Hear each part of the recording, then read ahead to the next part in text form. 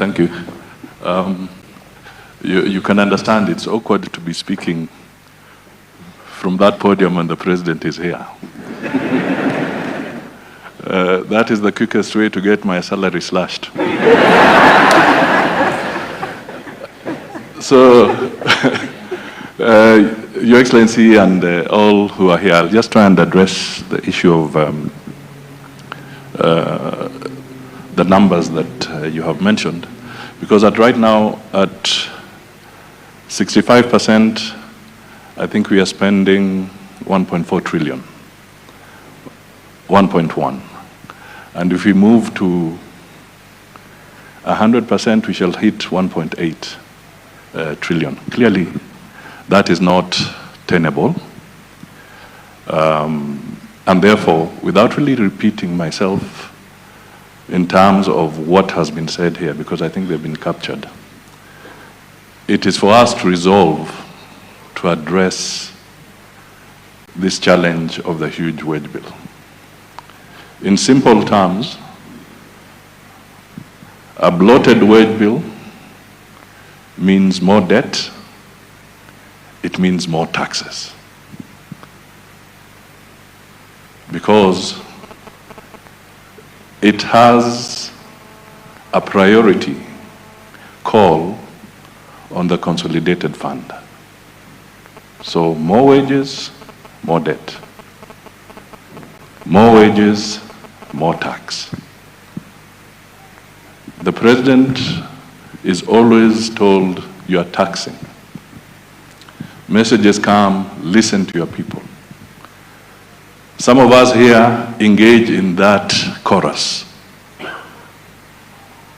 actually criticizing and even emphasizing that he's overtaxing.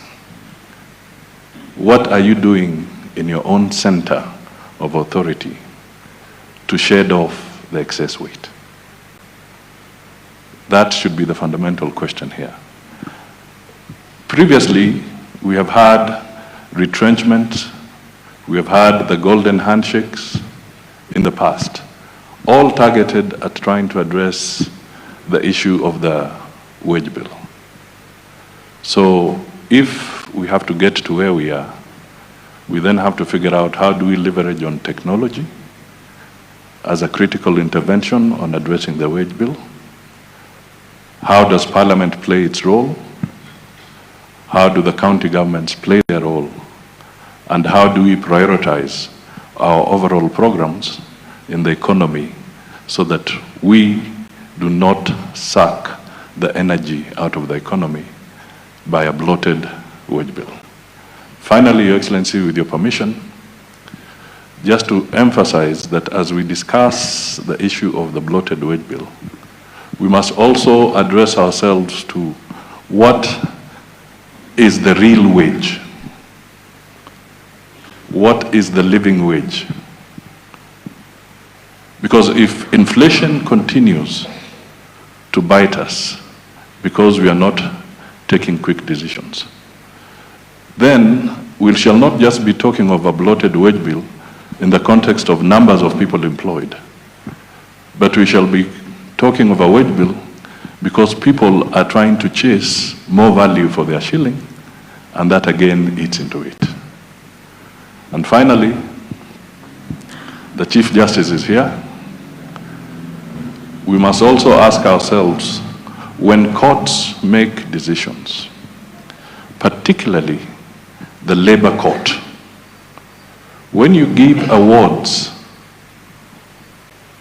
what is the scientific process that you have used to arrive at that wage that you're actually awarding? And what does it mean for the broader economy? I think that is my end of my comment. That is fantastic, thank you.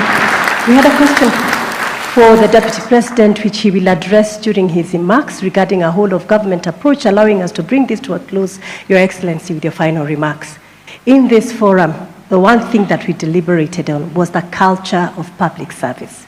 And we agreed we need to regenerate and renew our culture in public service if we are to achieve the better model that you have asked us to do.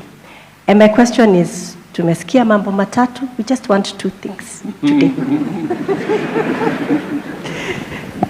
Your Excellency, describe to us in very short adjectives so that we can go back as your soldiers and we carry out those instructions. What are your expectations?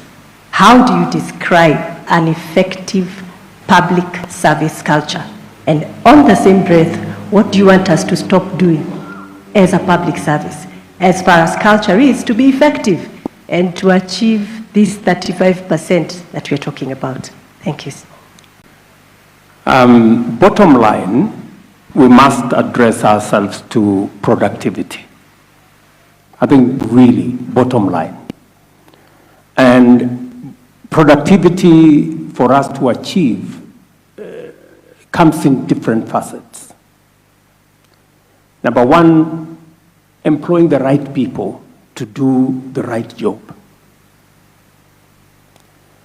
As you've heard, we need the dichotomy of our public service. Do we have a public service that is fit for purpose? Number two, the Kenyan human capital is acclaimed world over. International companies will look out for Kenyan human capital. Private sector celebrate Kenyan human capital because of their productivity. But in the public service, it's the opposite. We must ask ourselves, why is it that Kenyan labor is productive internationally in the private sector and not in public service? That's the question we need to ask ourselves. And we need to deal with it by addressing what you've just said, culture. It cannot continue to be business as usual. So we need a paradigm shift in the way we manage public service, the way we hire public service, the way we deploy public service, and the whole trajectory of numbers is right in there. And it is the reason why we have a whole state department today of public service management, performance contracting and management, so that we can deploy a public service that will support the entire economy. Efficient, productive, paid, but delivering. So this is my take on what I think of what the public service should look like and will look like. It is going to take the whole of government approach. We will need leadership from the counties, from the national government, from the legislature, from our judiciary. It's going to be a collaboration, a working together of all the arms of government to make sure that we have a fit for purpose public service, and one that is sensitive to cost. It must be competitive, it must be efficient, it must be professional. And again, we must address ourselves to the subject of wastage, of pilferage, of theft. We must address ourselves to that.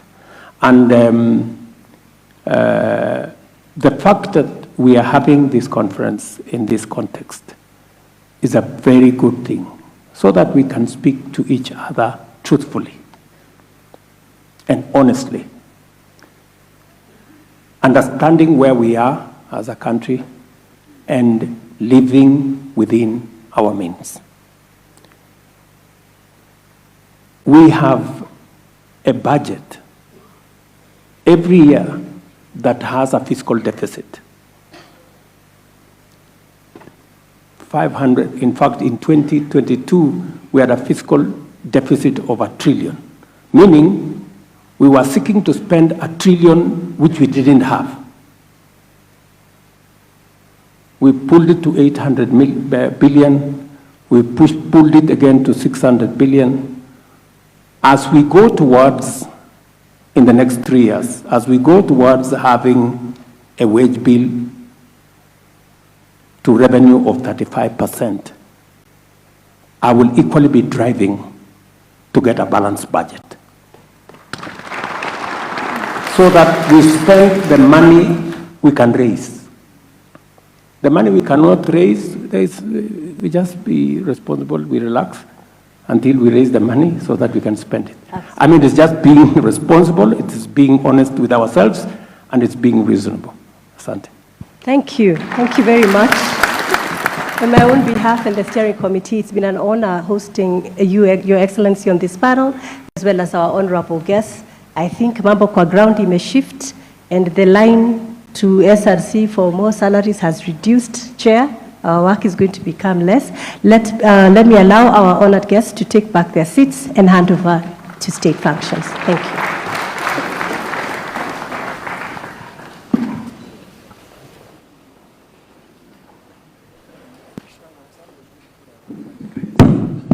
Let's put another round of applause, please, for our panelists, and also for Commissioner Wangui Mushiri for handling that panel.